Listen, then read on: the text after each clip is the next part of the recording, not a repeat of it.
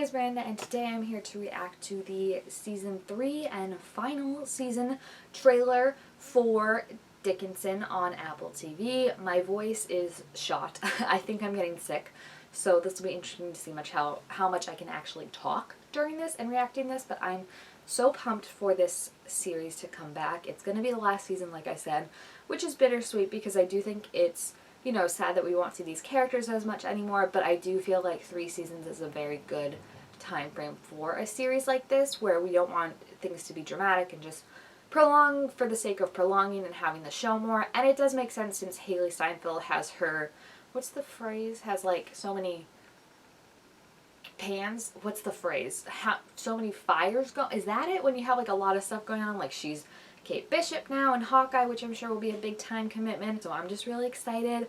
I really hope that this will be the season of Emily and Sue now that they kind of worked out everything that they had going on last season. And you know, that's where we kind of just get, I feel like, back and forth. If it was like they're together, then they break up, then they're together, then they break up, and I want this to go full on reimagined historical fantasy, you know? Like, I know that like Emily and Sue maybe had a thing, probably had a thing in real life, and like didn't end up together obviously, but I want them to end up together on the show.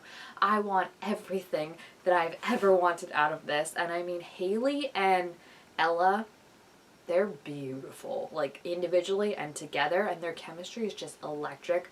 So I'm super excited to see what's going to happen in this season. Oh, that dress was gorgeous. That red dress is still one of my favorite costumes to this day.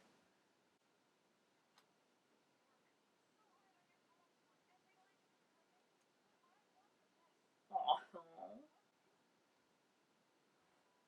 Do you see how cute they are? Wait, who died? I forget. That's not her brother, I hope. No, her brother looked old. Oh gosh.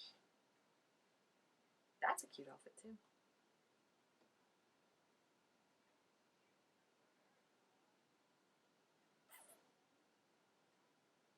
Who died? They're all wearing black.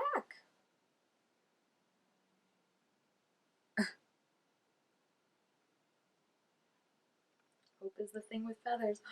Is this when she writes the poem? It must be, right? It's her most famous one. Oof. The modern songs are what makes it. I love it. Yeah. Wait, are they putting her back in that dress? That's awesome. Ooh, look at that dress too. Poetic ending. I mean, that doesn't mean happy, but it means memorable.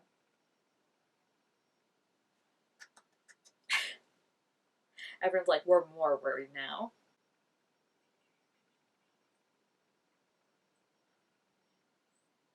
What? Wait, first of all, that's so cool that they time travel apparently or something. And then second of all, I love, that's Chloe from Saturday Night Live, and I love her. What, there's so much I love about the show, but like also the guests they always get on it are like amazing.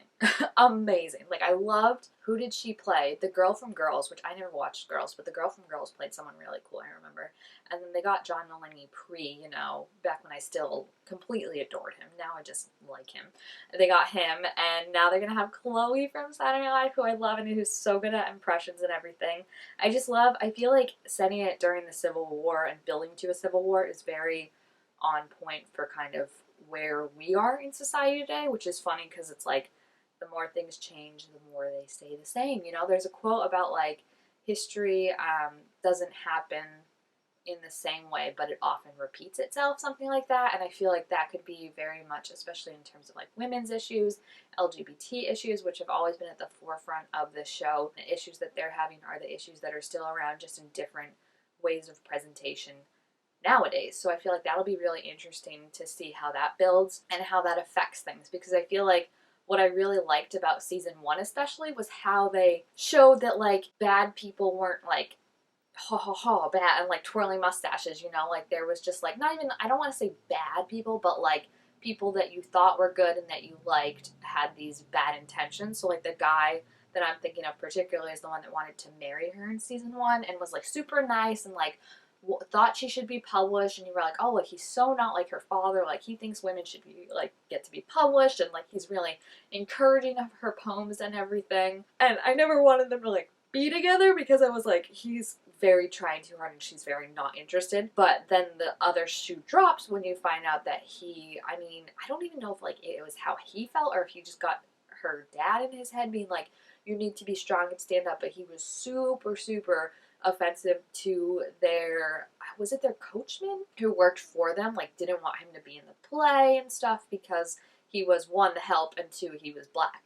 And you were just kind of like, whoa, this is not the vibe I got from you at all from before this. Like, you seem really progressive, and I think they do a good job in showing things like that. You think like, oh, like just because like they support this one thing, they're like a good character to root for, but then you see that there's so many other issues that are happening that you can't always, you can't always be like, you're a good one, because sometimes it'll trick you. But the most important thing that I'm looking forward to is the Emily and Sue stuff. I mean, obviously, I think especially if Emily is hitting sort of a writer's block, which is what they seem to be building and hinting towards, I think that'll be very interesting. And then also how it affects the dynamic of Emily and her brother and Sue, because that's a whole weird thing. Like, I like how they addressed it kind of from the start. Like, it's not like he's a himbo. Like, let's be real. Like, lovable, but just does not get it, But I was kind of impressed that he, I guess, picked up on, or like people said it, that like Sue and Emily were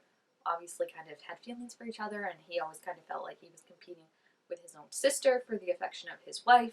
And I mean, how that will affect their relationship and everything, because I really like the dynamic between the siblings, especially the two sisters, but also with the brother. I think is really awesome just to see kind of, it's like a normal, like a realistic relationship of like, sometimes they're fighting, sometimes they don't get along, but there's growth and there's improvement as they get older and as they start to understand each other more, particularly in terms of the younger sisters who I'm thinking about. I feel like Emily's grown a lot closer with her.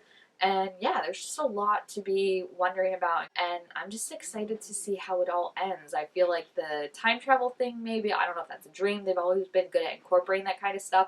And then the costumes, oh dear, the whole white, like very gothic dress she had on that was giving me like Mary Shelley vibes of everything when she was like running down the stairs. I'm sure that's another dream or something like that. But I'm just super, super excited to see what it'll be like, because I think it's just something that you can't, like, this show is something that I recommend to so many people, and I just feel like it's so unique and so different and really takes a loving hand to its subjects and doesn't want to just put them in drama for the sake of drama. And I don't think I've ever watched a show that's like historical but like really is a modern take on historic, whatever the word is. I'm sick, sorry. I just mean like how their clothing is old fashioned, but like the colors are still very modern and stuff, and the way they talk is very modern. Obviously they're not using like language that you would use nowadays, but I just mean they're not like, ye old barn, let's go there. That was a weird accent that I did.